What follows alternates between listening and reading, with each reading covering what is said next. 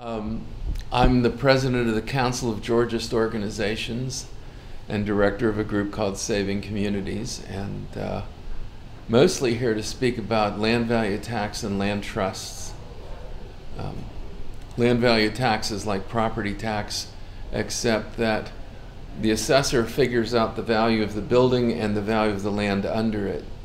And what we propose is you keep reducing the rates on the building and increasing the rates on the land until it's very expensive to hold vacant land in a prime location, but it's very inexpensive to have an improvement, to make an improvement to the land.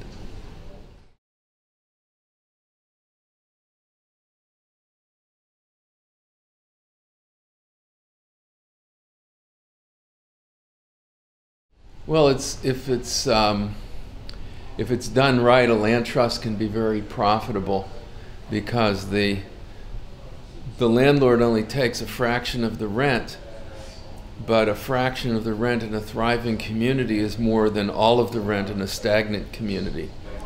So if you go to a little place in the middle of a farming area and you can create a little village in the center that can buy the local produce, and the land trust, the investors only get maybe a fourth of the rent, but it's a fourth of village rent, where if they didn't do this, it would have just been a farm.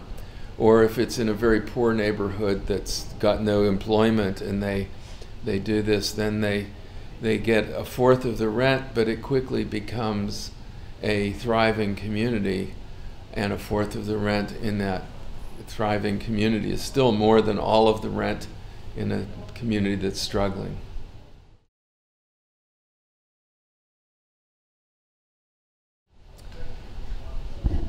In the United States, they probably could not, but I don't know. Sweden is very different in so many ways. The concern is there's a lot of political pressure to not collect the full rent. And if you don't collect the full rent, the leaseholder will then sell the lease, and it ends up being just like the current system, where the land gets so expensive that people can't afford to buy a piece. And the leaseholder, just like if you don't collect a lot of property tax, the price of the property goes up.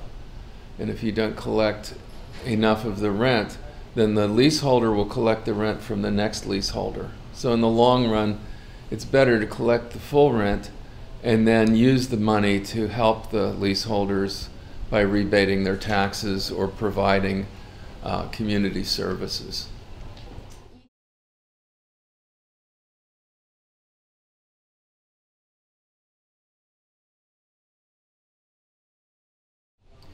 Well, the first reform was in 1913, and they shifted to raise the rates on land, like I was saying.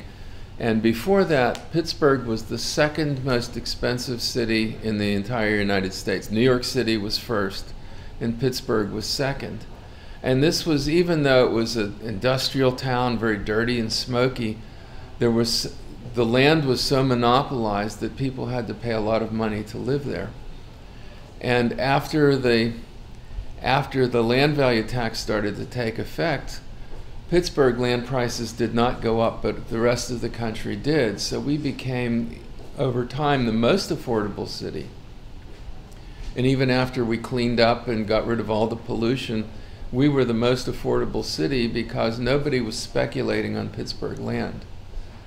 This lasted till 2000, and the county messed up the assessments, and they're fighting to get the assessments straightened out so they can go back to land value tax.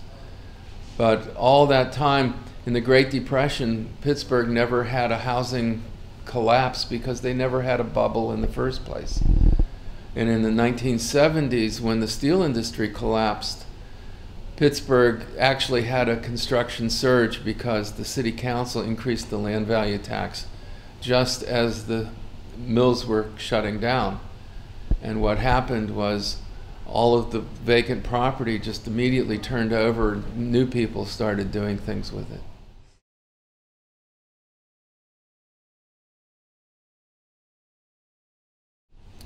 Well, it should work anywhere. it's been done in Australia. It was done in Denmark, and they had great prosperity around 1950. But then the landowners didn't like it, and they persuaded homeowners that their house value would not go up, which is true, but it means that if you can't sell your house for more, it's because your children don't have to pay more.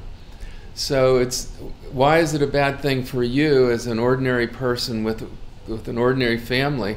Why is it good for you that your house value goes up, but your children's house prices that they have to pay also goes up?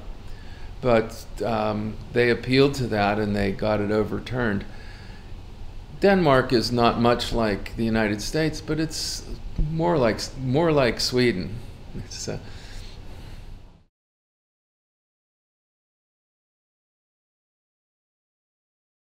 Well, in the United States, libertarians are mostly right-wing, and they believe that there should be very little government, very little restrictions, but they believe in certain privileges, and the land title is one of those privileges, that you have land not because you produced the land, God or nature produced the land, but because the state gave you a piece of paper saying this is your land. And the original libertarians, the classical liberals, to them, the free market was a market free of privilege, and that's what the geo-libertarians believe. The right-wing libertarians believe that a free market is a market that is free of any restraints on privilege. So privilege runs rampant in their worldview, and they think that's good.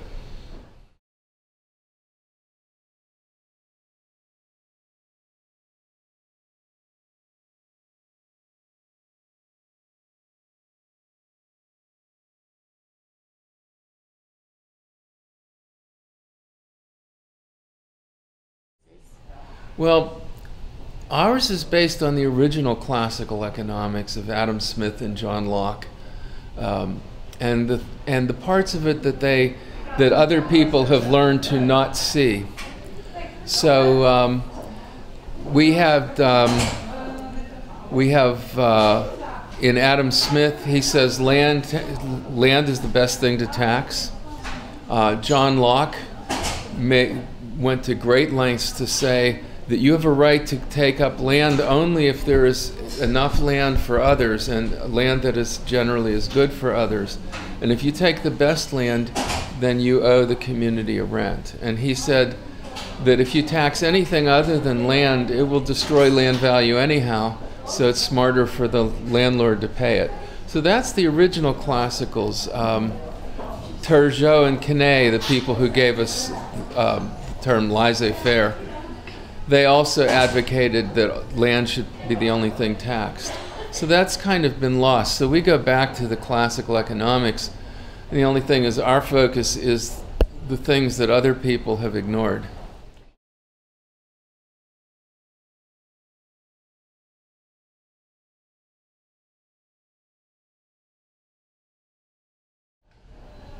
Yes, because there's many myths about it. There's the myth that property tax is regressive, and that land tax, they don't think about land tax, but even property tax is not regressive. If you look at what a person in a municipality pays under property tax for every $1 million raised, and then you look at what he would pay under a wage tax or an income tax or a sales tax, property tax is always the cheapest for most homeowners. And the exception is in the richest neighborhoods. Land value tax is cheaper than property tax in the poorer neighborhoods, in the middle income neighborhoods, but in the most prestigious neighborhood where everybody wants to live and the land value is very high, they actually pay more sometimes under land value tax. But it's an easy research to do. And thank you very much. Thank you. Thanks.